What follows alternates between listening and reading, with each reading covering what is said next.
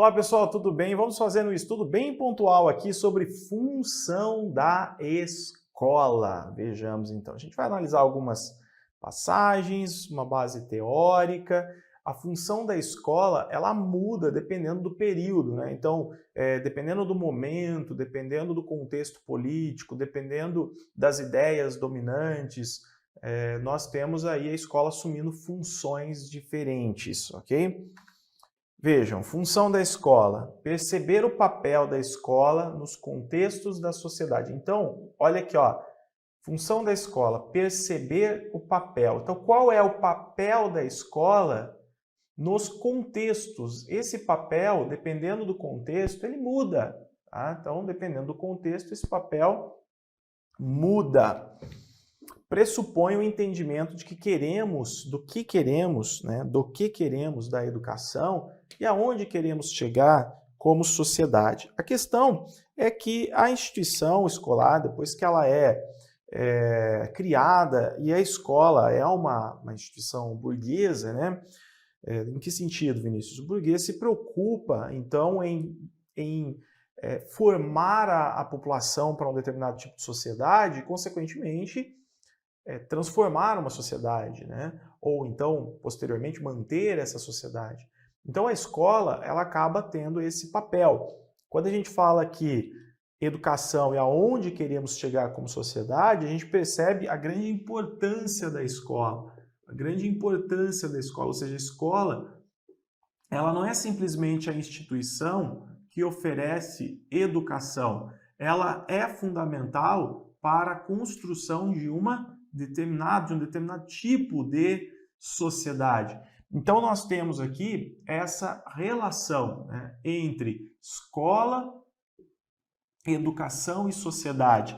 E um ponto também que é muito importante é que a sociedade, dependendo da estrutura, ela apresenta suas expectativas com relação ao papel da escola.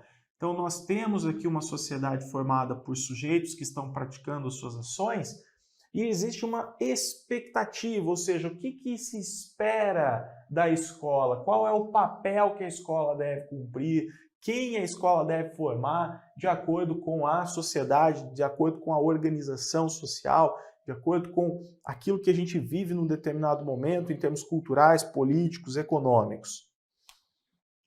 Beleza. Ó, e também existem os conflitos, tá? Vou falar para vocês, por exemplo, sobre sexualidade. É polêmico, não é? Existem vários grupos, partidos políticos, grupos de intelectuais, pessoas da comunidade que defendem a sexualidade na escola, seja, no caso, mesmo como tema transversal, ela deve estar presente na escola como forma de orientação do sujeito. Mas existem grupos que entendem que não há necessidade e isso não beneficia em nada a formação do sujeito. Então esses conflitos também acontecem, essas expectativas muitas vezes, elas entram em conflitos. Conforme a sociedade vai se tornando mais heterogênea, com muitas minorias, muito complexa, a gente começa a ter esses conflitos. E o que acontece é que o currículo escolar, ele se torna um território em disputa, como nos ensina, por exemplo, o Miguel Arroyo, dentre outros doutrinadores, intelectuais da educação. Não é? Existem muitos interesses em torno da educação oferecida pela escola e do papel que a escola deve realizar. Historicamente, o acesso à instituição educacional tende a se restringir a uma minoria privilegiada. Então, a princípio, o que nós temos, gente, é uma tendência. E, na verdade, essa tendência ela se configura muito melhor da seguinte forma. Então, nós temos uma escola A e uma escola B. Nós temos uma escola A para um ensino mais acadêmico, que vai oferecer um ensino acadêmico, e a escola B, que vai oferecer um ensino mais profissional. Isso aqui foi reconhecido como um dualismo escolar. Então, a princípio, a educação burguesa, e eu vou colocar isso aqui como observação, Deixa eu vir aqui. Eu vou até mudar a cor. A princípio, a educação burguesa está preocupada em oferecer educação para todos, tá? Então, a princípio, educação burguesa, a ideia de educação burguesa, de escola burguesa lá, por exemplo, no século XVIII, é de educação para todos. A necessidade de educar todos, de alfabetizar todos, essa ideia de que é apenas a partir da educação que a gente meio que salva o sujeito, né? Então eu consigo formar pessoas que vão contribuir para o desenvolvimento da nação e também preciso olhar para aqueles que não vieram de um berço já privilegiado e precisa da educação também para não viver o analfabetismo, para não se marginalizar, né? Ou seja, eu preciso potencializar a pessoa para ela contribuir com a nação também, para o progresso da nação. Isso faz com que o Estado, posteriormente, a partir do século XIX, assuma a responsabilidade. Ele fala, não, peraí, deixa aqui, eu vou oferecer escola para todo mundo, porque nós já vimos que a educação é importante. Então, essa ideia de educação para todos, ela nasce com a educação burguesa. Agora, a educação para todos é um modelo de escola burguesa em que todos precisam participar para serem salvos, né? Mas esse modelo é um modelo homogêneo. Então, quem vem, por exemplo, de uma realidade diferente da realidade burguesa precisa se adaptar a essa escola. Enfim, aqui nós temos, né, essa necessidade no século XVIII, a partir principalmente dos interesses da burguesia, de oferecer educação para formar o cidadão. Ou seja, essa sociedade burguesa, ela gera uma expectativa, nós precisamos formar o cidadão. E nós precisamos formar o cidadão com base nos valores burgueses. Um cidadão que, por exemplo, valoriza a liberdade, né, que valoriza o trabalho, a geração da renda, busca pelo lucro, ok? E isso não é uma crítica, isso faz parte, né? Histórico e é uma necessidade identificada. Bem, no entanto, ao longo dos anos, o que nós percebemos foi sempre o quê? Uma educação mais acadêmica, ou então uma educação mais literária, ou então uma educação mais intelectual para uma parcela, para algum grupo ou uma minoria, e a educação profissional, né, também de natureza mais técnica para as massas. Então aqui nós temos uma educação A para a elite e nós temos uma educação B para as massas. A gente percebe isso, por exemplo, na educação jesuítica no Brasil. Percebemos. Quem era, por exemplo, os filhos dos grandes senhores, que recebiam dos jesuítas um tipo de educação básica e depois iam estudar fora da colônia, e aqueles, né, que faziam parte de uma camada inferior, que normalmente nós tínhamos, por exemplo, os índios e talvez um outro grupo ali de excluídos que recebiam uma educação muito mais elementar. Okay? Então, essa educação também, ela pode ser reconhecida, né, muitas vezes não como profissional, mas como uma educação mais básica, mais elementar. É o mínimo que eu ofereço para o sujeito, né, para compensar suas deficiências. Inclusive, aqui também, em alguns contextos, a gente pode entender que essa é uma educação compensatória, é o mínimo, né, para compensar ali as deficiências do sujeito, tudo bem? Então esse dualismo ele foi reconhecido ao longo dos anos, não só no Brasil, na França, em outros países também, e essa disparidade, essa desigualdade aqui de educação A para uns e educação B para outros vamos dizer assim, é visível muitas vezes, a gente percebe isso até hoje, tá? Bom, Revolução Francesa e Independência dos Estados Unidos. A partir desses dois grandes momentos, que foram momentos que representam a ideia de liberdade, né? Necessidade de extensão da escola para todos. Então é preciso levar educação para todos. Entende-se que sem educação o sujeito não consegue se desenvolver e ele precisa de educação para contribuir, inclusive, para a sociedade na qual ele vive. Brasil, movimento dos pioneiros da educação. Então, o que acontece? No Brasil, gente, o Estado demorou para assumir, né, essa responsabilidade de oferecer educação para todos. A partir da República, o que o Estado vai fazer é assumir um papel ali subsidiário, ou seja, eu ofereço educação pública para quem não tiver condições. Então nós tínhamos muitas iniciativas, os trabalhadores, por exemplo, preocupados em construir suas escolas, a igreja auxiliando, oferecendo educação também, escolas, inclusive para todos. Nós tínhamos as escolas particulares, né, atendendo a burguesia, atendendo os mais privilegiados, e o Estado sempre, eu assumo mais aos poucos, né? Então, se realmente não houver escola, se houver muita necessidade de uma escola para um determinado grupo, eu crio para esse grupo, como uma forma de assistência. Então, o Estado brasileiro demorou para assumir essa responsabilidade. E o movimento dos pioneiros da educação nova, na verdade, esse movimento pensa uma nova estrutura de educação. O Brasil demorou demais para construir um sistema educacional. Então aqui reconhece a necessidade de construção de um sistema educacional e de oferta de educação para todos. Aqui diz o seguinte, no texto do Anísio Teixeira: a consciência do verdadeiro papel da escola na sociedade impõe o dever de concentrar a ofensiva educacional sobre os núcleos sociais, como a família, os agrupamentos profissionais e a imprensa, para que o esforço da escola se possa realizar em convergência numa obra solidária com as outras instituições da comunidade. O que ele está dizendo é o seguinte: não basta ter escola, educação para todos. Aqui nós já tínhamos educação para todos, mas isso não basta. Nós precisamos de uma educação que esteja dialogando com os interesses de grupos diversos. Então a família, por exemplo, né, os agrupamentos profissionais. Então quando a gente fala de ofertar educação para todos, essa educação ela precisa atender às expectativas e os interesses de todos os grupos. A gente começa a perceber então a necessidade de uma escola que dialogue, que não apenas imponha um padrão de educação, né, de forma homogênea, mas que dialogue com os interesses e necessidades de diversos grupos da sociedade. Inclusive a ideia de escola que olhe para as necessidades comunitárias, e que hoje a gente reconhece isso, né, de forma, inclusive, dentro da legislação brasileira, a importância da escola de olhar para o seu contexto, de atender o seu contexto, no momento, por exemplo, da construção da sua identidade, da confecção do projeto político-pedagógico. Hoje isso é muito claro para nós, mas aqui a gente já tem, né, esse início, esse anseio para que a escola possa, de fato, cumprir o seu papel.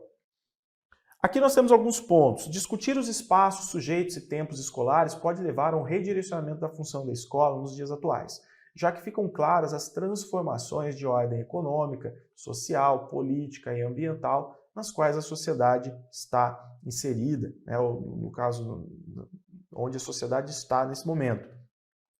Toda vez que a gente começa a discutir essa relação entre escola e sociedade, o que acontece? Se nós colocarmos a escola dentro da sociedade como instituição parte da sociedade, a sociedade sendo muito dinâmica, a escola o tempo todo precisa refletir sobre esse dinamismo, sobre esses movimentos. Então, o tempo todo, os atores escolares, a comunidade escolar está refletindo sobre a sua função. Diante de uma sociedade tão movimentada, será que eu estou conseguindo acompanhar esse movimento, essas mudanças e cumprir o meu papel, exercer a minha função da forma adequada? Ainda, a organização escolar estruturada pela sociedade capitalista procura em última instância, a manutenção das relações sociais de produção, refletindo as divisões sociais existentes, a manutenção do poder da classe dominante. Bom, uma coisa que eu sempre falo, e eu falo porque também preciso falar, isso está nos materiais e tudo mais, e tem uma visão mais crítica, progressista, de esquerda, tá? Que é o seguinte, então nós falamos aí sempre da burguesia, da sociedade capitalista, e vou repetir isso. Então, burguesia, capitalismo, né? O que acontece? Essa burguesia aqui teve um momento em que ela foi revolucionária. Então, lá no século XVIII, na tentativa de tornar a sociedade livre, vamos dizer assim, de poder colocar como vigentes os seus valores de liberdade, etc., o que vai acontecer aqui é que essa burguesia vai promover a sua revolução. Tudo isso, gente, é uma história contada, tá? Então nós podemos ter outras, de repente aqueles que são mais conservadores, que valorizam mais os costumes, as tradições, etc., podem vir contar outra história, enfim, mas nós sempre temos ali uma história contada por alguém, não é? Então, o que nos interessa nesse momento é o seguinte, Revolução Francesa, por exemplo. Naquele momento do século XVIII, tendo como talvez a grande data, a queda da Bastilha, a Revolução Francesa, enfim, nesse momento a burguesia é uma classe revolucionária, tá? Uma classe revolucionária. O que acontece é que lá no século XIX, por exemplo, já consolidada, existe aqui uma consolidação da burguesia. A princípio ela é uma classe revolucionária, depois existe uma consolidação da burguesia, principalmente a partir de questões econômicas, acesso, acúmulo da propriedade privada, acesso aos bens, geração de lucro e a capacidade de explorar o proletário. Então tudo isso faz com que a burguesia se consolide. E essa consolidação representa o quê? A consolidação não apenas da burguesia enquanto classe social, mas de uma sociedade burguesa. E nesse momento, a partir desse momento, essa sociedade ela não pode mais ser transformada. Por quê? Porque a burguesia não quer perder o seu status, os seus privilégios, enfim, o papel de dominante nessa sociedade. Então, a partir desse momento que nós temos uma sociedade consolidada, estruturada, uma sociedade capitalista, liberal, enfim, nós temos a burguesia não mais como uma classe revolucionária, nós temos a burguesia agora como uma classe reativa. Tá? Então, aqui,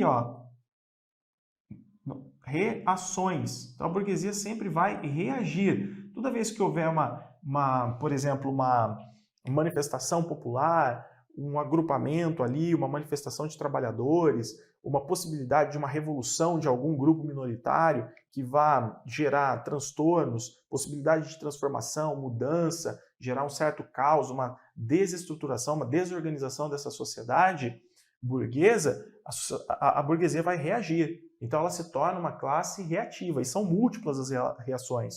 Então, estudando a história, a gente vai perceber que a burguesia age de muitas formas, ela reage de diversas maneiras.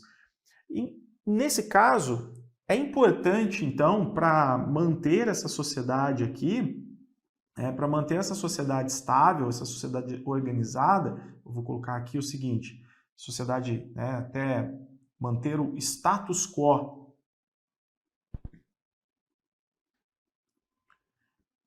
Existe uma certa organização aqui. O Gramsci, por exemplo, fala de hegemonia cultural. Então, o que a burguesia faz? A burguesia estrutura a sociedade de tal forma que ela vai vender os seus valores, as suas ideias, os seus valores para os demais grupos e convencê-los de que é ela que deve estar no poder e ela é competente para administrar a sociedade. E a escola acaba fazendo esse papel. Tá? A escola também é uma instituição que faz esse papel. Beleza? A escola reproduz os valores dominantes, a cultura burguesa. A escola inculca isso na cabeça das pessoas, para que todos entendam que essa sociedade, da forma como ela está, é a melhor sociedade para se viver. Então, toda essa história é para nós fundamentarmos, argumentarmos, na verdade, esse primeiro ponto aqui. E continua. Sob a influência da ideologia burguesa, realiza escolhas, tá? Estabelece critérios que desfavorecem aos já desfavorecidos. Por exemplo, que tipo de critérios, Vinícius? A ideia de avaliação mais classificatória. Então, por exemplo, eu vou colocar aqui, seriação. A ideia de séries em que o sujeito ele é avaliado de forma classificatória e ele precisa atingir uma nota para passar de ano. Ainda, excluindo de seus limites a bagagem experimental da criança, especialmente a criança do povo. Por quê? Excluindo de seus limites a bagagem experimental da criança? Porque essa escola ela é muito padronizada, ela constrói ali padrões de comportamentos que devem ser reproduzidos e que se distanciam dos comportamentos da classe popular.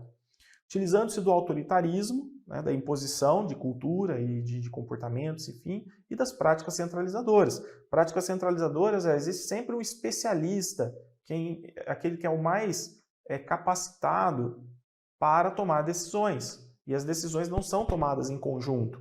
Por exemplo, o professor é o que manda na sala de aula, o diretor é o que manda na escola e o especialista ali numa instância superior é o que manda no sistema. E a população nunca participa da construção da escola como um todo, do currículo, da sua identidade, nada disso.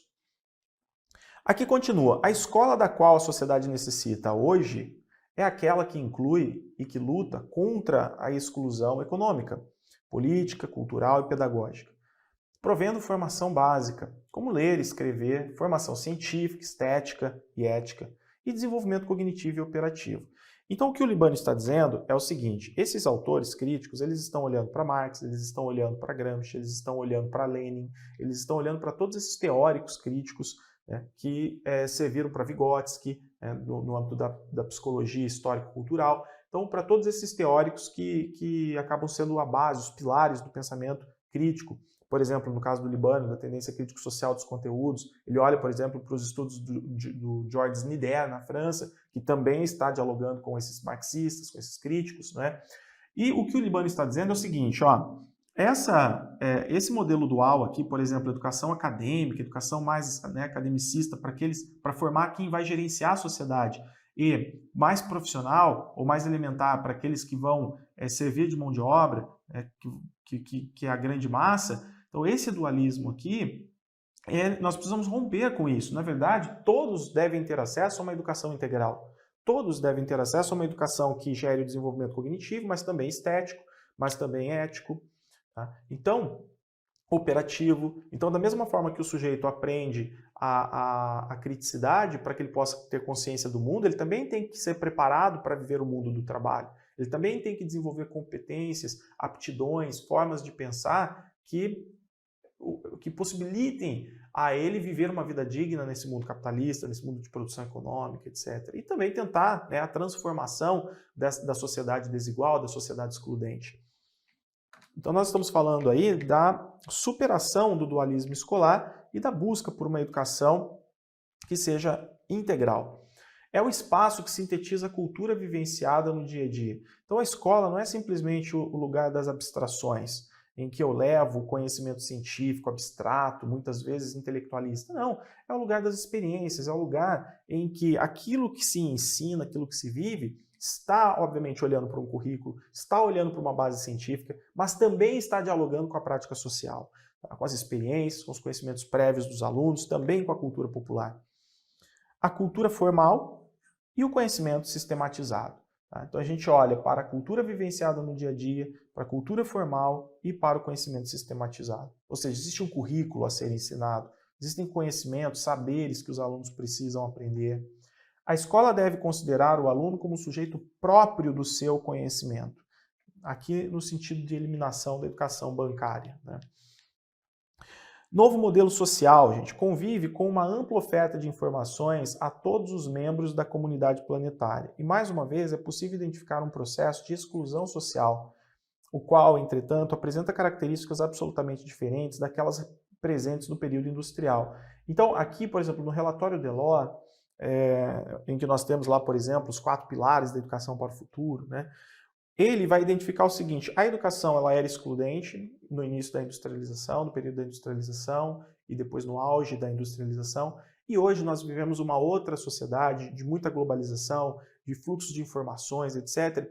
E a educação continua excludente, mas ela ganha outras características, são outros tipos de exclusão. Então hoje, por exemplo, o sujeito ele não desenvolve ali o contato com as tecnologias, o analfabeto digital, ele está excluído da sociedade, né? Então, o sujeito, por exemplo, ele não pode simplesmente se desenvolver no sentido do conhecimento, do intelectualismo.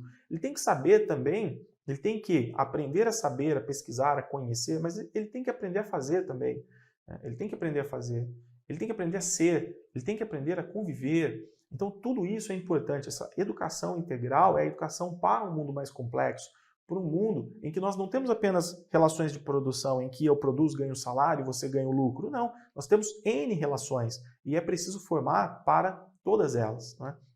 O sujeito na sua integralidade. Então a gente percebe o seguinte: a escola mais burguesa, ela cumpre uma função. Qual é a função da escola burguesa? É adaptar o sujeito aos interesses de uma sociedade burguesa. Se eu estou falando, por exemplo, de uma educação, de uma escola que concebe a sociedade a partir, por exemplo, da teoria histórico-crítica, a partir da tendência crítico-social dos conteúdos, ela já quer cumprir uma outra função. Ela quer formar o sujeito integral, crítico, que possa lutar pela transformação social, por melhores condições de vida, e está muito preocupada em acabar com a exclusão social, com a desigualdade social, a partir da capacitação do sujeito, Mas essa capacitação não é ensinar uma profissão apenas, é formar o sujeito na sua integralidade. E nós olhamos, por exemplo, para o relatório Delors, que é o seguinte: se eu olhar para a educação do futuro, para aquilo que é necessário, a escola precisa cumprir um outro papel. Ela precisa mudar a sua forma de ver a sociedade, de enxergar a sociedade, e precisa mudar a sua prática, suas atividades, o seu currículo, para formar esse sujeito integral e integrado para um novo mundo, né? Bom, então, dependendo, o que a gente percebe aí é que dependendo do momento, dependendo da realidade política, a gente tem a escola cumprindo funções diferentes. Autonomia e escola cidadã. Para que é importante isso, né? Autonomia, a escola precisa ter autonomia para que ela possa se construir a sua identidade com base no seu contexto. Para que ela não seja reprodutora apenas de valores dominantes, para que ela possa atender um determinado contexto sociocultural. E cidadã, por quê? Porque ela sempre quer formar desde a base o sujeito que participa. Então aqui está relacionado à participação. Então a escola cidadã, ela está preocupada em reconhecer diferenças, incluir os diferentes, não fazer o sujeito se adaptar a ela, mas ela poder atender a todos com base em princípios como equidade, isonomia e não apenas igualdade. O que quer dizer isso? Quer dizer que essa escola não é igual para todos e todo mundo tem que se esforçar da mesma forma. Não, essa escola, quando ela pensa a partir da equidade, quando ela pensa na inclusão e não na mera integração, a preocupação dela é justamente oferecer oportunidades diversas para aqueles que precisam de mais oportunidades ou de oportunidades diferentes, né? Então, essa escola cidadã é a escola da inclusão, é a escola da equidade, é a escola da heterogeneidade. Inclusive, para nós fazermos um diagnóstico da realidade escolar, para construir essa escola cidadã, é necessário muitas vezes o quê? Um diagnóstico etnográfico. Então eu preciso olhar para a comunidade fazendo um diagnóstico também etnográfico, não só de condições econômicas e sociais, mas culturais. Ou seja, isso aqui é um estudo cultural. As pessoas que nós atendemos, os alunos que nós atendemos, de onde eles vêm, de que cultura, de que contextos. Então o diagnóstico etnográfico, a pesquisa etnográfica, ele é fundamental para a construção de um projeto político-pedagógico multicultural dentro de uma escola cidadã. E o sujeito precisa aprender a participar desde cedo. Então o sujeito ele já participa nos diálogos ali com os demais autores da escola. Não apenas nas relações dentro de sala de aula, mas fora. O aluno é incentivado a participar de grêmios, de assembleias. Então o aluno o tempo todo, os pais podem participar, né, de movimentos coletivos para poder opinar, colocar em prática ali a sua ação, assumir responsabilidades, oferecer sua subjetividade, esclarecer seus interesses. Então, a vida política do cidadão começa na escola já, em todas as relações que são construídas dentro da escola. Vejam que aqui a gente já tem a escola assumindo um outro papel. Para construir uma outra escola pública popular, que interessa a todos e não apenas a burguesia, necessita-se unir o nacional com o regional. Então, aquilo que acontece regionalmente também deve ser trabalhado, estudado, valorizado dentro da escola, inserindo o popular no público, ultrapassando a escola nacional e estatal para chegar à escola popular, que é a escola construída por todos, né? Bom, pessoal, é o seguinte, aqui eu vou fazer uma pausa, a gente já volta para analisar a relação entre escola e sociedade.